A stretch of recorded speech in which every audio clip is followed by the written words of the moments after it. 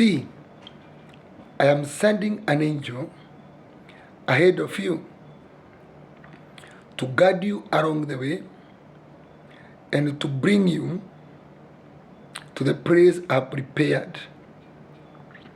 Exodus chapter number 23 and verse 20.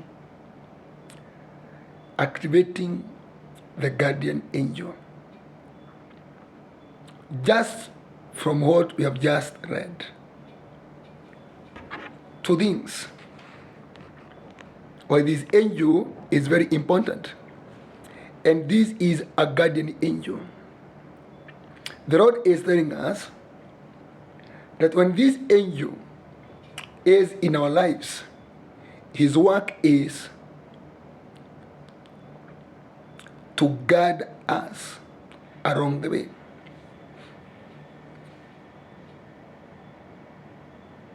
I don't know how you take life to be. There are things that we find ourselves in this life, and we can only ask, how did we get here? And that is an indication you were self-guiding or you were demonically guided. Because the Lord is saying, this angel goes ahead of you to guide you along the way. There is an angel God will release in our path to destiny.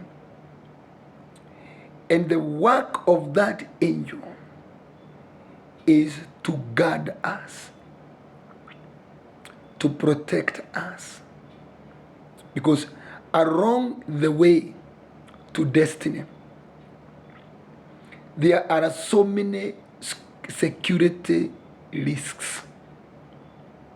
There are devourers along the way. There are lions. There are bears. There are strong men. There are demons. There are witches. There are sorcerers. There are predators. There are poachers along the way to your destiny. And all of them have a satanic mandate to do anything or everything possible to make you don't arrive to your destiny. They are there to make sure you don't get into your rod flowing with milk and honey. And you can see them in the operations of Sihon, Og, Barak, Balaam, Amalekites. You can see them in the form of snakes and all that. But the angel of the Lord is set out by God, or is commissioned by God to go ahead of you, to guide you. Number one, going ahead of you, guiding you. Number two, to guard you, to protect you. Number three is saying, and bring you to the place I have prepared. The guardian angel is very important in the ministry of destiny realization. This angel is supposed to make sure you arrive into your destiny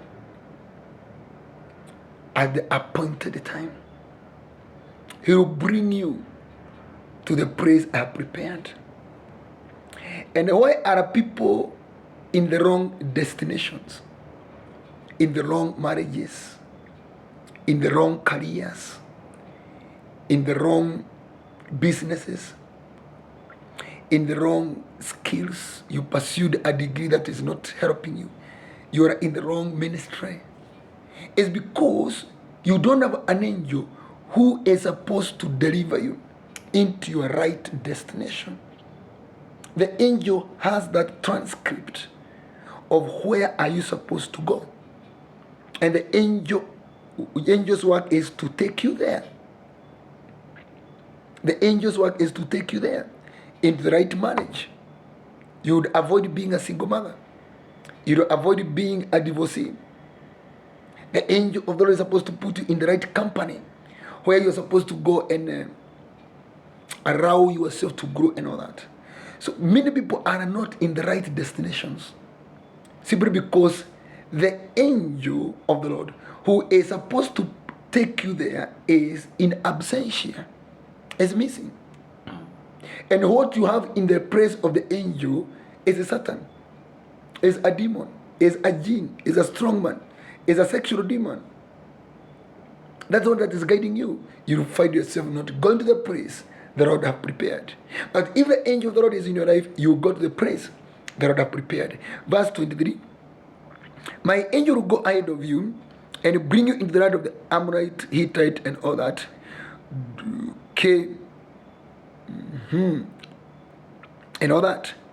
The point I wanted us to make is, let us look at verse 22. If you listen carefully to what he says and you do all that I say, I will be an enemy to your enemies and you will oppose those who oppose you. Another important responsibility of this angel is to fight our enemies. When the angel of the Lord is your life, you don't fight your life. Sorry, you don't fight your battles. It is the work of the angel to fight for you. That's what you're saying in verse 27. I will send my terror, which you call hornet, ahead of you and throw into confusion every nation you encounter. I will make all your enemies turn their backs and run. I will send the hornet ahead of you to drive the Hivites, Canaanites, and Hittites out of your way. You see, the work of an angel is to make sure, the angel work is to make sure all your enemies, all your challengers, all your competitors, all your naysayers are driven out of your space, are removed. So you have that leeway. You have that ease of operations. If they were supposed to demonic operation, that God drives them out. If they are supposed to be witches and sorcerers in that area, God causes them to vacate and go elsewhere. That is the work of an angel. And therefore we cannot ignore or even hesitate to activate this kind of an angel, because it is for our own benefit. How then is this angel activated? Let us just read verse 21. Pay attention to him and listen to what he says. Do not rebel against him. He will not forgive your rebellion, since my name is in him. So key number one is the name of the Lord.